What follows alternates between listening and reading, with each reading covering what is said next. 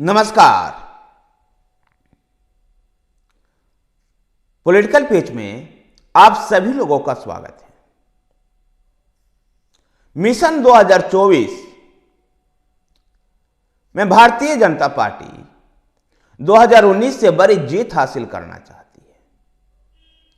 Bharatiya Janata party 2019 से जब बड़ी जीत हासिल करना चाहती है, ऐसे में पूर्वी भारत के दो राज्य पश्चिम बंगाल और उड़ीसा के साथ में दक्षिण भारत के राज्य तेलंगाना भारतीय जनता पार्टी के लिए बड़ा महत्वपूर्ण राज्य साबित होगा।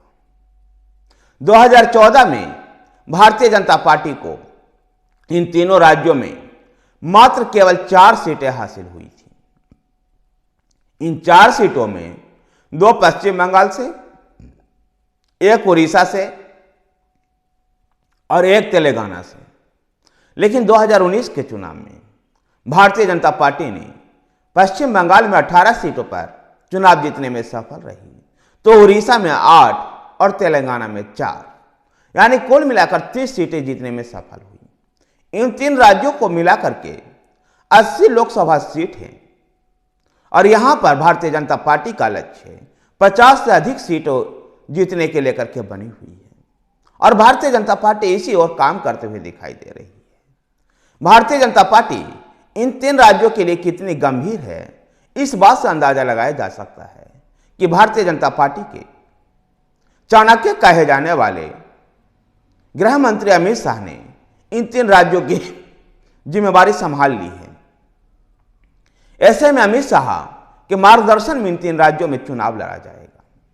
बात करते हैं अगर पश्चिम बंगाल की, तो पश्चिम बंगाल में 2019 के लोकसभा चुनाव के समय से भारतीय जनता पार्टी ने तृणमूल कांग्रेस के खिलाफ मुख्य विपक्षी पार्टी बनकर के उभरी और 18 सीटें जीतने में सफल रही। इस बार पार्टी 25 सीट पर जीतने का दावा कर रही है, लेकिन लक्ष्य 33 सीटों को लेकर के चल रही है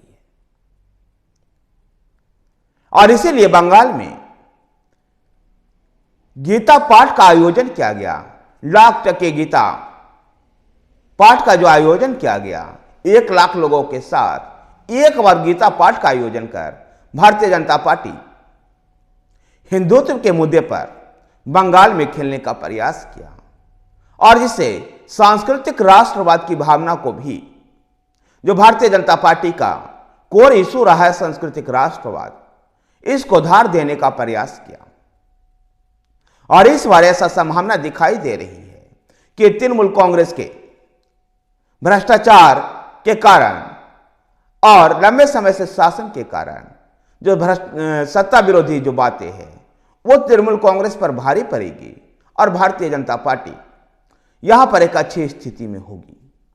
यह तो भारतीय जनता पार्टी में आंतरिक गुटबाजियां भी है, जिसको समय रहते दूर करना होगा और अमित शाह के मार्गदर्शन में संभव है कि बंगाल में गुटबाजियों पर नियंत्रण पा लिया जाएगा।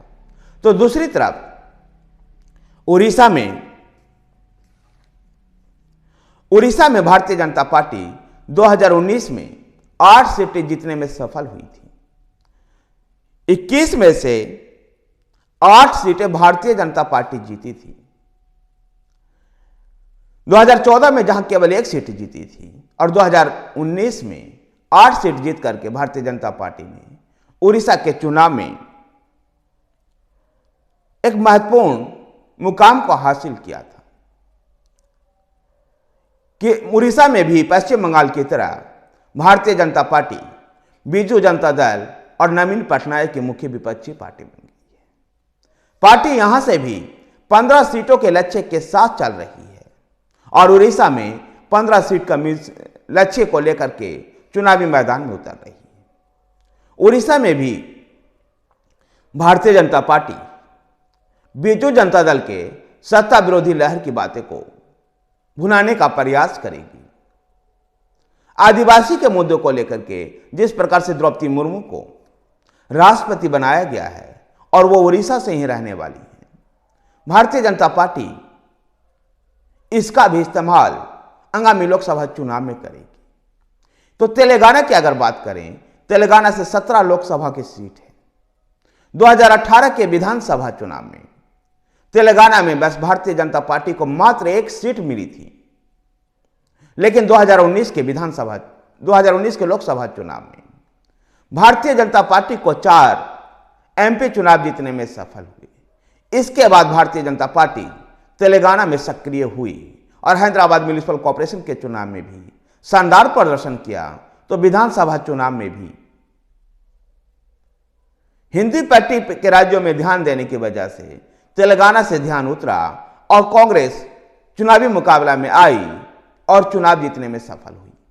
नहीं तो चुनाव से पहले ऐसा लग रहा था कि तेलंगाना में मुकाबला भारत राष्ट्र समिति और भारतीय जनता पार्टी के बीच में होगा। 2023 के विधानसभा चुनाव परिणाम के बाद अब ऐसा लग रहा है कि तेलंगाना में भी लोकसभा का चुनाव कांग्रेस बनाम भारतीय जनता पार्टी होगा और कांग्रेस भारतीय जनता पार्टी आमने सामने होंगी। ऐसे में भारतीय जनता पार्टी भी यहां पर दहाई के अंक में पहुंचने को लेकर के लक्ष्य बना करके चल रही है।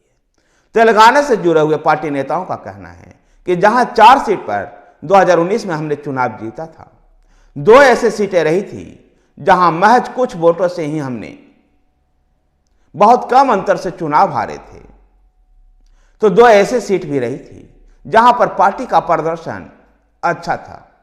ऐसे में पार्टी 10 सीटों के लक्ष्य के साथ तेलंगाना में चुनावी मैदान में उतरेगी और कह सकते हैं कि मिशन 400 को लेकर के जिस प्रकार से भारतीय जनता पार्टी बात करती है कि अब की बार 400 के पार, इसमें उड़ीसा, तेलंगाना और पश्चिम बंगाल जैसे राज्य का महत्वपूर्ण योगदान हो सकता है।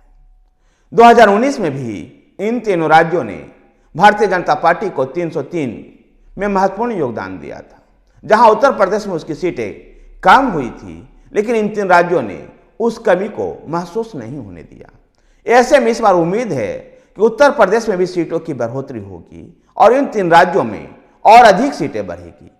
और भारतीय जनता पार्टी के मिशन 2024 में भारतीय जनता पार्टी का जो नारा है, अब की बार 400 पार, इसमें ये 3 राज्य पश्चिम बंगाल, उड़ीसा और तेलंगाना महत्वपूर्ण भूमिका निभाएगा। धन्यवाद साथियों। अगर आपको वीडियो पसंद आए तो वीडियो को लाइक कीजिए, शेयर कीजिए। हमारे साथ बने रहने के लिए हमारे चैनल पॉलिटिकल पिच को सब्सक्राइब कीजिए। धन्यवाद।